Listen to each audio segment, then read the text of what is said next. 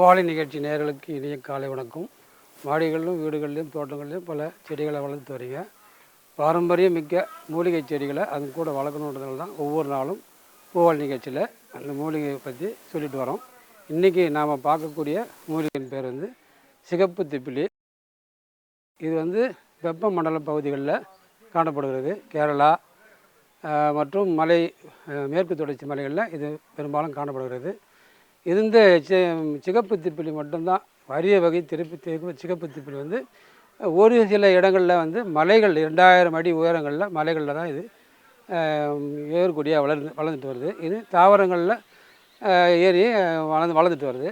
இந்த அற்புதமான அரிய வகை மூலிகை தான் இன்றைக்கி நாம் பார்க்க போகிறோம். இந்த மூலிகை இதய வடிவில் இருக்கும். அந்த இலை அது சிறிய நீண்டு வளரக்கூடிய இலை.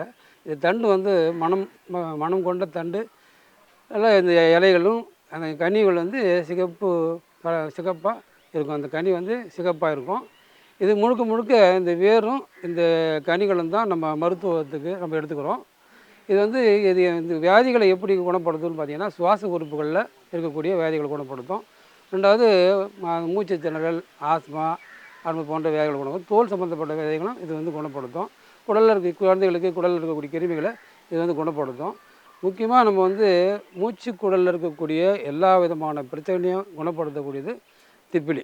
இந்த திப்பிலி அற்புதமாக இருக்கக்கூடிய அந்த திப்பிலி சிகப்பு திப்பிலின்றது அதை விட அற்புதமாக இருக்கக்கூடியது. இது எங்கேயும் கிடைக்கக்கூடிய இல்லை.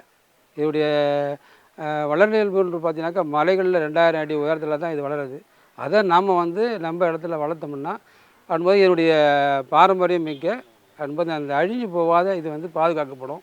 இந்த திப்பிலி நல்லா இடித்து பவுட்ரு பண்ணிவிட்டு அதுபோது டெய்லி நம்ம தேனில் கலந்து சாப்பிட்டு வந்தோம்னாக்கா இந்த சுவாச பரப்புகளில் இருக்கக்கூடிய அத்தனை வியாதிகளும் குணப்படுத்திடலாம். தோலில் இருக்கக்கூடிய வியாதிகளை குணப்படுத்திடலாம். அதுபோது இது நம்ம குடல் சம்மந்தப்பட்ட அமைப்பில் இருக்கக்கூடிய அந்த நோய்களையும் கொஞ்சமாக குணப்படுத்திடலாம். நமக்கு 2 வகை இருங்க. ஒன்று குடலில் இருக்கக்கூடிய பிரச்சனையை தீர்க்கக்கூடியதுக்கு நம்ம திரிபலா சூர்ணம் பண்ணுறோம். இது சுவாச உறுப்புகளில் இருக்கக்கூடிய வியாதிகளை குணப்படுத்துறதுக்கு திரிகடுகுன்னு சொல்கிறோம். சுக்கு, மிளகு, திப்பிலி. இந்த சுக்கு, மிளகு, திப்பிலின்றது திரிகடுகு. இந்த திரிகடுகை நம்ம சாப்பிட்டு வந்தோம்னாக்கா உடலில் இருக்கக்கூடிய சுவாச உறுப்புகளில் இருக்கக்கூடிய எல்லா விதமான பிரச்சனையும் குணப்படுத்திடலாம்.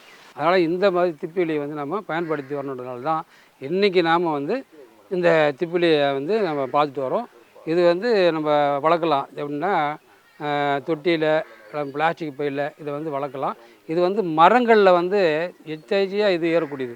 இது பார்த்திங்கனாக்கா அதில் இருக்கக்கூடிய ஈரப்பதத்தை எடுத்துகிட்டு இது அதிக நாள் வெப்பங்களில் எவ்வளவு வெயில் இருந்தாலும் தாங்கக்கூடிய சக்தி பெற்றது.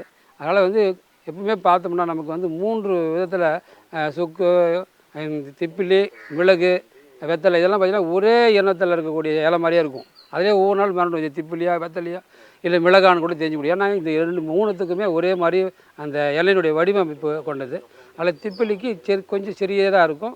அதுபோது இதய வடிவில் இருக்கும். அதனால் இந்த திப்பிலியை நீங்கள் வீட்டில் வளர்த்து அதுபோது மாடிகள்லேயும் வீடுகள்லேயும் வளர்த்து அதுபோது நம்ம இந்த பாரம்பரியம் மிக்க இந்த மருத்துவத்தை நம்ம நண்பர்களுக்கு, நம்மளை சார்ந்தாக இருக்கக்கூடிய உறவினர்களுக்கு அதுபோது எல்லாருக்குமே நம்ம இதை பற்றி சொல்லிட்டு வந்தோம்னா அதுபோது இந்த மருத்துவம் அழியாமல் பாதுகாக்கலாம். இந்த செடிகள் அழியாமல் நம்ம பாதுகாக்கலாம். எல்லா விதமான மூலிகைகளும் இன்றைக்கி நம்ம உடலில் ஆரோக்கியமாக வச்சுக்கிறதுக்கு தேவைப்படுது. அதனால் அதுபோது இன்றைக்கி நம்ம திப்பிலியை பார்த்தோம். வேறொரு நாள் மற்றொரு நாள் வேறொரு மூலிகையோடு உங்களை சந்திக்கிறேன். நன்றி, வணக்கம்.